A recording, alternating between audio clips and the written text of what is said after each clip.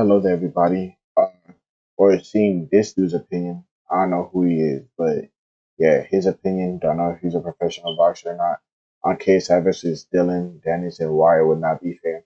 I will react to the highlights of this. I'll try to upload it. We'll see if it actually goes through. If it's claimed, fire. If it's striked, fight me, because I won't be posting videos for like 3 months. KSI versus Dylan Dennis is taking place in January I'm not lying. If my shit actually gets striked, I'm not posting videos for the next 3 months.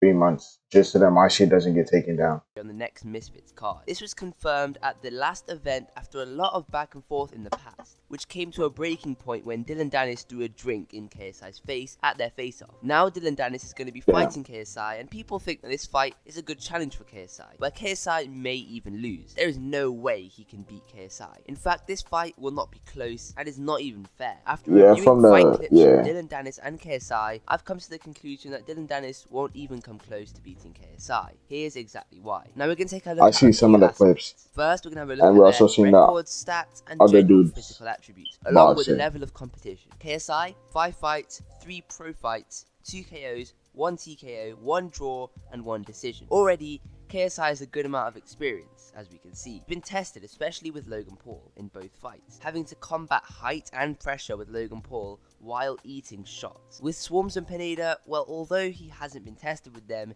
he gained experience. Now here you'll notice the first reason why this match won't really be close. Dylan Dennis has a record of 2-0 in Bellator. His fights have primarily been on the ground, with one of his fights being on the ground pretty much the whole time. He's been tested in terms of groundwork, but it's hard to say he's been tested in striking, and that's all that matters in a boxing match. Overall, we can see how KSI already has the edge in terms of experience, but there are other aspects to look at. Dylan Dennis is taller. Dylan Dennis is 6 foot, while KSI is 5'11". Not a crazy height difference, and therefore won't really be a game-changing difference here. That's pretty much everything in terms of physical stats. It's also worth mentioning that Dylan Dennis has a KO percentage of 0 and has only submitted his opponents. So although KSI has the edge on physical attributes and experience, we also have to talk about the most important aspect in a boxing match: the actual skill of both. And after reviewing both KSI's and Dylan Dennis' fights, certain aspects of both skill stood out. Things which can be exploited by both, but it still remains obvious KSI would win. It's hard to find footage for Dylan Dennis striking. We only have a few examples of it. However, from what we do have, we can still get a good idea for how he'll stand and how he boxes. He's immediately seen with a low guard. Fighting with a low guard is not great when KSI likes to use one thing a lot: that overhand right. We can also consider the fact that as KSI has gotten faster over time, as we've seen with his most recent fights, he may be able to get that right delivered to Dylan before Dylan Dennis can move back or bring his guard up. KSI likes to set up that right with a jab, so a jab to the body to further divert Dylan Dennis' hands would be smart. KSI most recently was seen with a high guard prominently.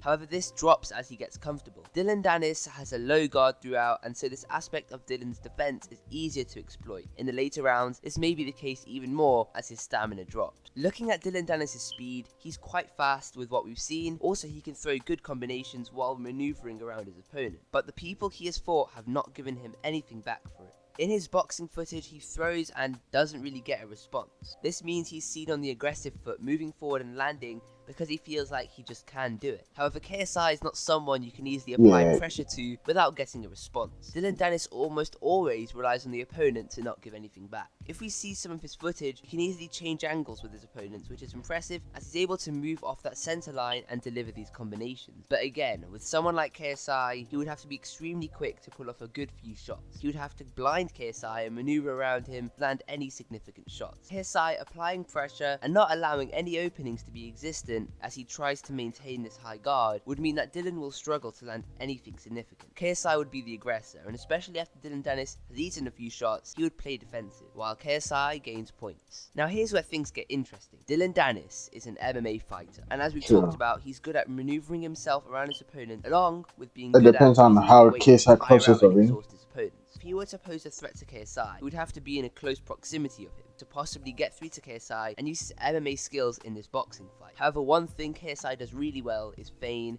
and make it awkward for opponents to get near him, with the fact that he's got that right hand which could land at any moment means that opponents don't get anywhere near him. Dylan Dennis would struggle to utilize his MMA skills such as grappling, clinching, or maneuvering due to this. Finally, a few things which are crucial to KSI winning this fight, which we haven't fully discussed: the pressure, aggression, and combinations of KSI. In KSI's most recent fight, although he didn't get to showcase all of his skills, he managed to show one thing, and that was his aggressive nature. He didn't back down. You may think this was because he has easy opponents, but the same was apparent with Logan Paul. He does not give his opponents a break. This nicely leads me onto exactly how KSI would win. Dillon Danis has not got much experience at all, not even in MMA. He hasn't been pushed to late rounds. KSI has been improving his stamina and endurance. We can see how the gap between these two in terms of stamina and endurance is therefore very, very wide. In the later rounds where Dillon Danis is tired, with his arms dropped further and while he's on his back foot, KSI can use his right hand, his combinations and his stamina to finish the job. I mean, we saw Anthony Taylor almost knock him out with one right. So in my opinion, KSI can beat Dillon Danis quite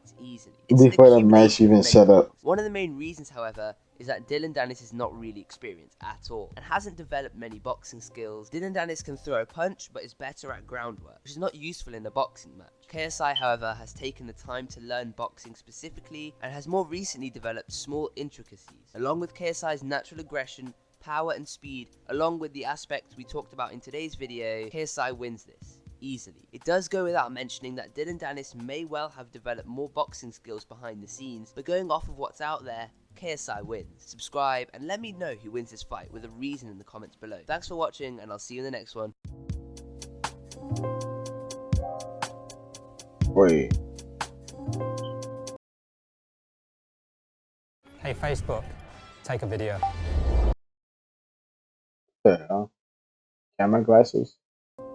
My dad always wants to. Guys, I wanted to make a quick appearance. Oh, I thought it was a dude that always pops up At the end of this video to say a quick thank you. We recently yeah, I thought it was the dude that always pops up in KSI's video talking about the Prime sponsor. It's really hard to tell what level Dillon is on in terms of boxing while he is professional Bellator. I don't know how to say that. Level MMA experience. He never showcased any sort of striking in his two MMA bouts. It doesn't seem like he's trying to keep his abilities his right away of him posting jiu-jitsu clips aimed towards KSI on Twitter instead of boxing clips. Pitching, hitting, wave in the face. Not exactly, yeah. I want to see if I could watch it live, but I don't even know. But yeah, like, subscribe. See you guys later. Hope you have a good day or night.